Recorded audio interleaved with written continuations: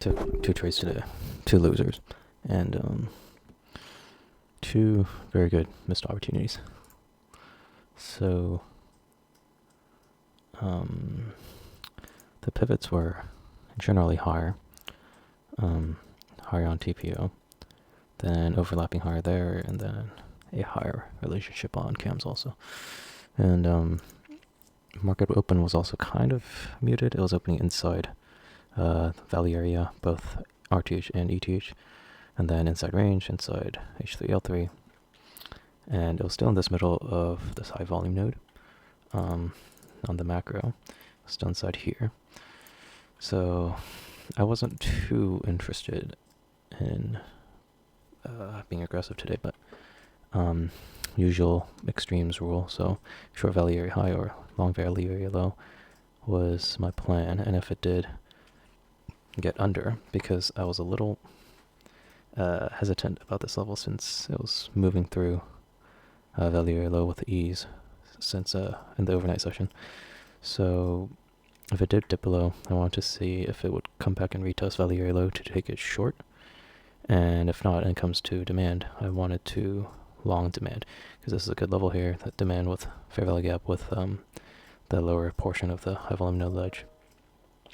So I liked this level. I want to long, short, or short, long, or break and retest short, or long here. So that was my plan going into it, and two scenarios worked out, and one didn't, and I took the ones that didn't.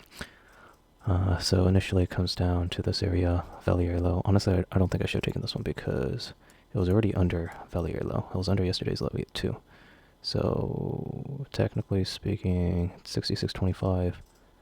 Yeah, it was about 13 points under my level.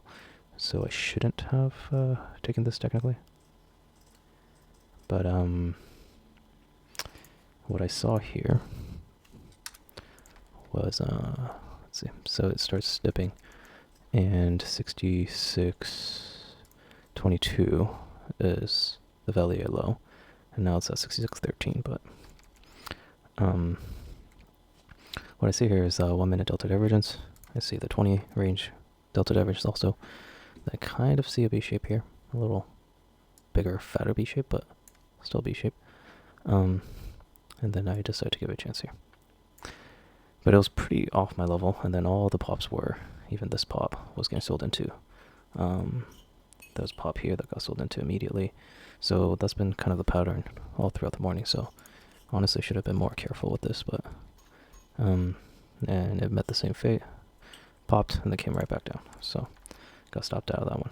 So another pop, came right back down. So I was like, at this point, I'm not interested in trying to long this range.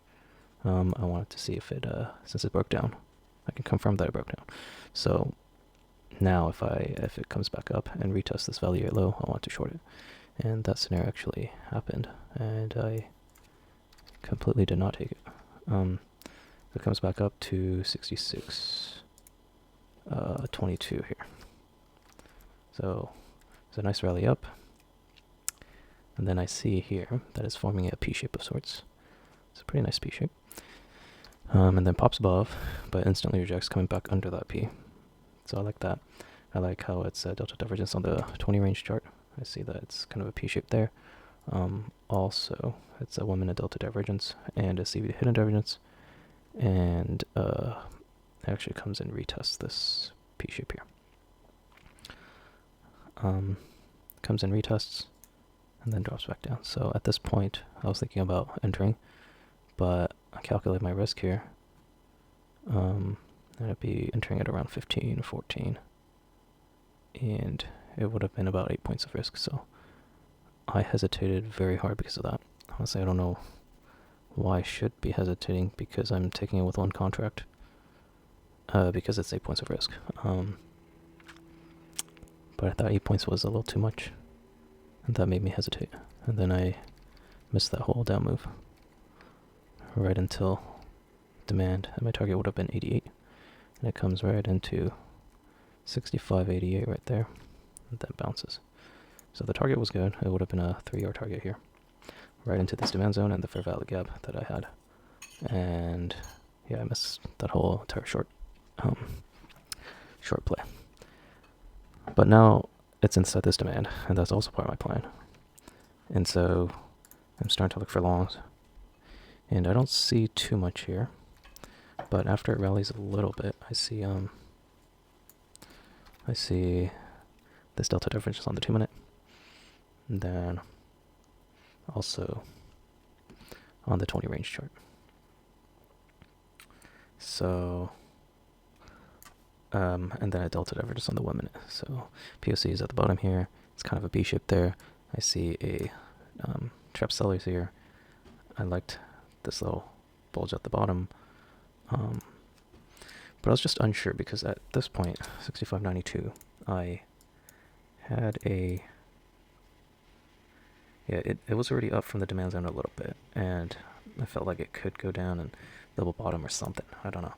And these confirmations, I wish the 2 minute had a delta divergence also. I didn't think it was like the best of confirmations.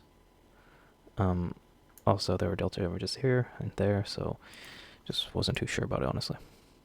So I could have entered here, but I hesitated again. This one, it would have been like 5 points, so... but this one I just wasn't too sure about it. Yeah, and then it ends up rallying. And it goes all the way to my target, which would have been 3 hours, so 17, 18 points here. Would have been a good trade. But,